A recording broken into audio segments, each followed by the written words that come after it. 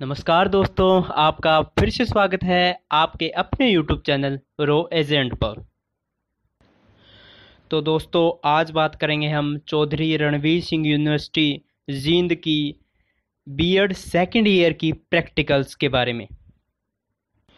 तो इस वीडियो में हम जानेंगे कि कब प्रैक्टिकल होगी, प्रैक्टिकल की डेट क्या रहेगी, कितनी हमें फाइल्स बनानी है, किस किस टाइप के हमसे क्वेश्चन पूछे जाते हैं प्रैक्टिकल के दौरान, और हमें ब्लैक बोर्ड पे पढ़ा के दिखाना है या नहीं दिखाना।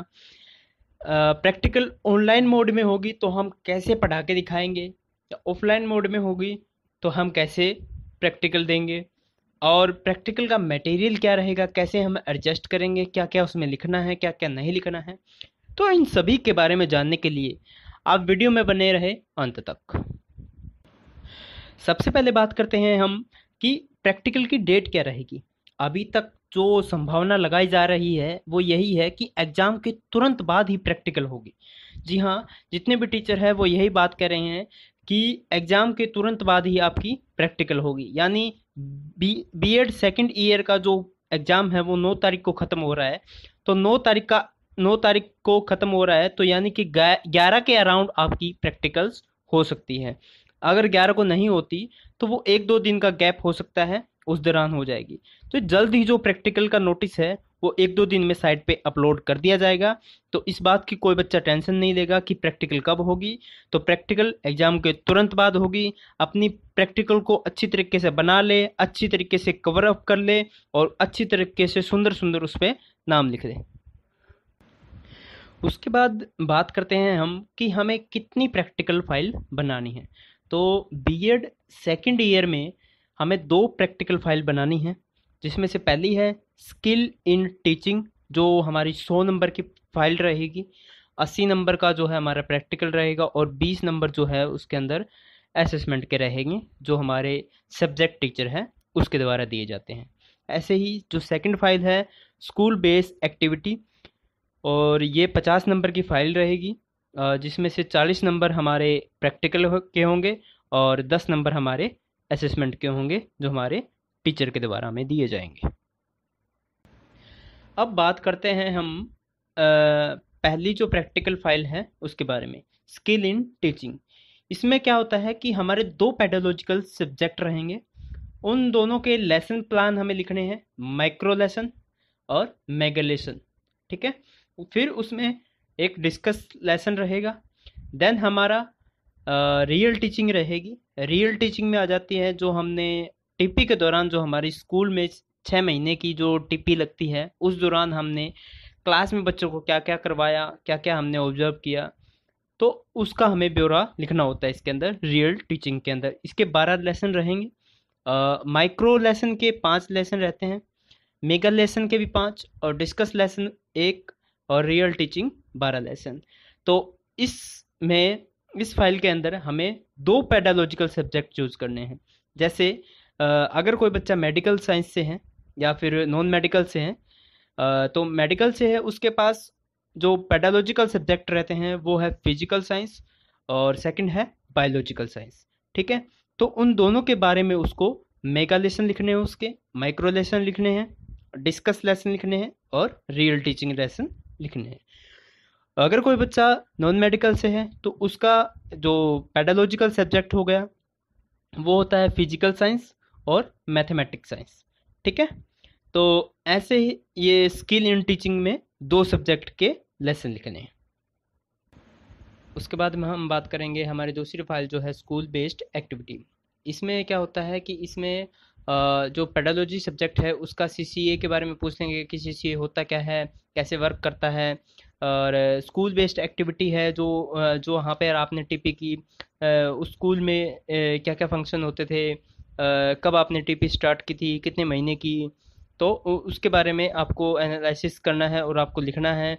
और इसके बारे में एग्जामिनर आपसे क्वेश्चन भी पूछ सकता है कि आपने क्या क्या एक्टिविटीज़ देखी स्कूल के अंदर, क्या क्या ऑब्जर्व किया स्टूडेंट के अंदर।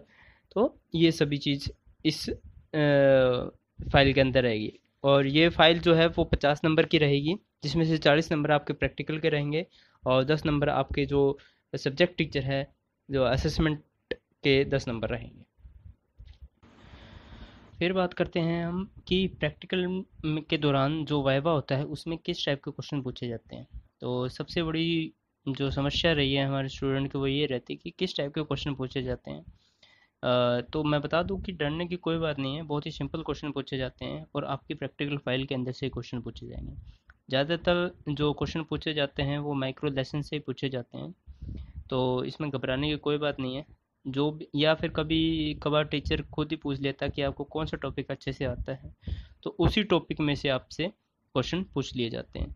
तो इसमें घबराने की कोई बात नहीं है, 2 से 3 टॉपिक एक अच्छे से तैयार करके लेके जाओ, जिसमें से जो आपने माइक्रो लेसन में लिखे हैं और वहीं से क्वेश्चन आ जाएंगे।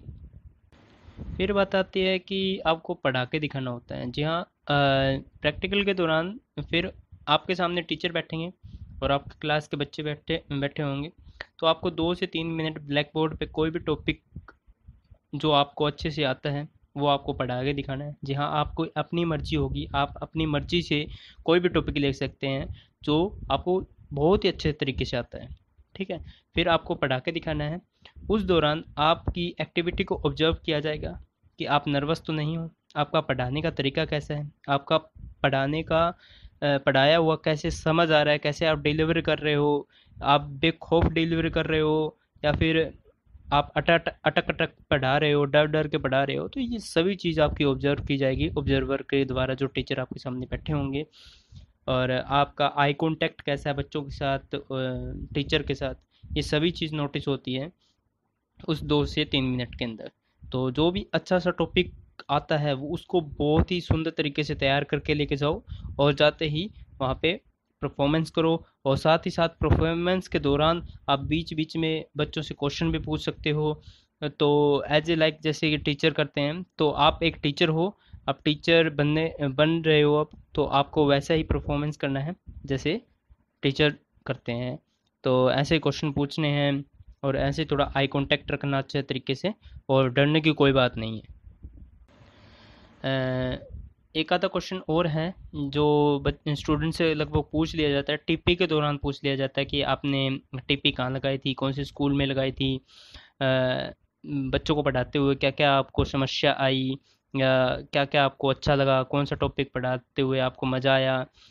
ठीक है, या फिर आपको कोई समस्या दे देंगे कि अगर कोई 7th क्लास का बच्चा है, वो कुछ एक्टिविटी करता है जो पूरी क्लास के लिए अच्छी नहीं है, तो आप उसको कैसे मैनेज करोगे, कैसे उसको आप समझाओगे, कैसे आप उसको पढ़ाने की कोशिश करोगे, ये चीज़ पूछी जाएंगी।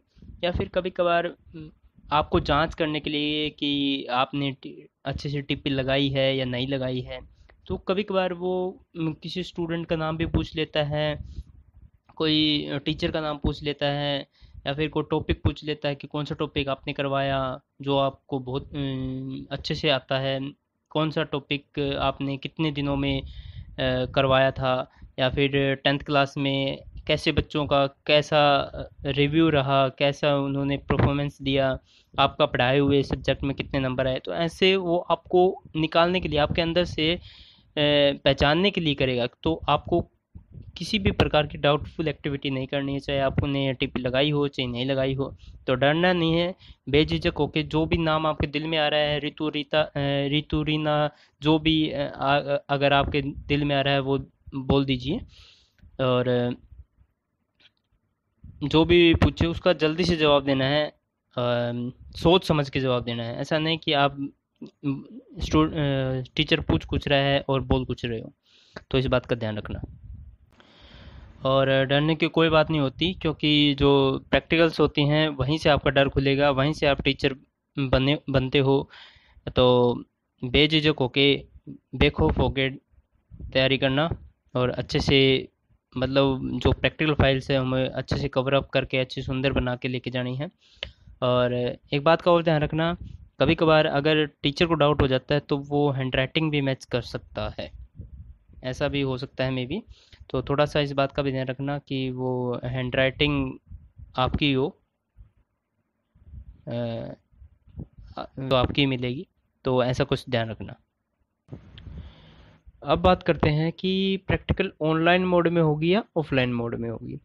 तो देखिए, जो पिछली साल की बात करें तो प्रैक्टिकल हमारी ऑफलाइन हुई थी, उस दौरान भी कोरोना का थोड़ा ज़्यादा प्रकोप था, लेकिन फिर भी सेकंड ईयर वालों की प्रैक्टिकल जो थी वो ऑफलाइन ही हुई थी। हालांकि जो फर्स्ट ईयर वाले थे उनकी प्रैक्टिकल ऑनलाइन हुई थी। तो अब भी संभावना ये जताई जा रही है कि आपके ज़्यादा चांस है प्रैक्टिकल ऑफलाइन होने के। तो इसके लिए अपने खुद को प्रिपेयर रखें, क्योंकि ज़्यादा चांसेस है ऑफलाइन होने के। अगर ऑनलाइन होती है तो अपना सेटअप जचा के रखें, अपना बोर्ड लगा के रखें, क्योंकि जब वो प्रैक्टिकल के वाइवा होगा तो आपको 2 से 3 मिनट ऑनलाइन भी पढ़ाना होगा। तो उसके लिए आपको एक ब्लैक बोर्ड या वाइट बोर्ड जो भी आपके पास अवेलेबल हो वो लगा के रखें, और अच्छी क्वालिटी का हो, प्रॉपर लाइट हो, ताकि एग्जामिनर है जो उस पर अच्छा प्रभाव पड़े। तो अगर ये नहीं होता तो ऐसा भी हो सकता कि आपको 2 से 3 मिनट पढ़ा के दिखाना है। वो जो पढ़ा के दिखा रहे हो आप वो रिकॉर्ड करके, वीडियो रिकॉर्डिंग करके भी आप भेज सकते हैं, कुछ ऐसा भी हो सकता है। तो ये अभी कंफर्म नहीं है कि ऑफलाइन है या ऑनलाइन है। जैसे ही नोटिस आता है मैं आपको इस बात से अवगत करा दूंगा। अब बात करते हैं, अगर किसी बच्चे ने प्रैक्टिकल नहीं बना रखी है और उसको प्रैक्टिकल मटेरियल नहीं मिला है, या वो सोच रहा है कि मैं कहाँ से बनाऊँ और मेरे पास टाइम कम है, तो वो मेरे को मेल कर सकता है। मैंने डिस्क्रिप्शन बॉक्स में अपना मेल ईमेल एड्रेस डाल रखा है। और जो भी उसका पेडागोजिकल सब्जेक्ट है वो बताएं मेरे को, और मेल कर दे, मैं उसको प्रैक्टिकल मटेरियल प्रोवाइड करवा दूंगा। तो जिस भी बच्चे के पास प्रैक्टिकल मटेरियल नहीं है वो मेरे को मेल कर दे और अपना प्रैक्टिकल सब्जेक्ट लिख के दें। जो 2 सब्जेक्ट हैं उनके प्रैक्टिकल सब्जेक्ट, और जो स्कूल बेस्ड एक्टिविटी है वो भी मैं आपको प्रोवाइड करवा दूंगा। लेकिन लिखना आपको है, क्योंकि जो स्कूल बेस्ड एक्टिविटी आपने जो स्कूल में ऑब्जर्व की थी वही लिखनी है। इससे जो मैं मटेरियल दूंगा उससे आपको सिर्फ आइडिया लगाना है कि क्या क्या लिखना है और क्या क्या नहीं लिखना। तो जिस भी बच्चे के पास अगर मटेरियल नहीं है तो वो मेरे को मेल दे और मैं उसको मटेरियल प्रोवाइड करवाऊँगा। धन्यवाद दोस्तों। आई होप आपकी हर डाउट क्लियर हो गया होगा इस वीडियो के माध्यम से। अगर फिर भी आपके मन में कोई भी डाउट है, कोई भी शंका है किसी भी प्रकार की, तो आप कमेंट बॉक्स में अपना कमेंट लिख दीजिए। मैं आपकी जो भी डाउट है उसको क्लियर करने की पूरी कोशिश करूँगा। अगर आप कमेंट बॉक्स में नहीं करते तो आप मेरे को मेल भी कर सकते हैं। डिस्क्रिप्शन बॉक्स में आपको ईमेल एड्रेस प्रोवाइड कर दिया जाएगा। धन्यवाद दोस्तों। वीडियो पसंद आई हो तो वीडियो को लाइक कीजिए, सब्सक्राइब कीजिए। जय हिंद, जय भारत।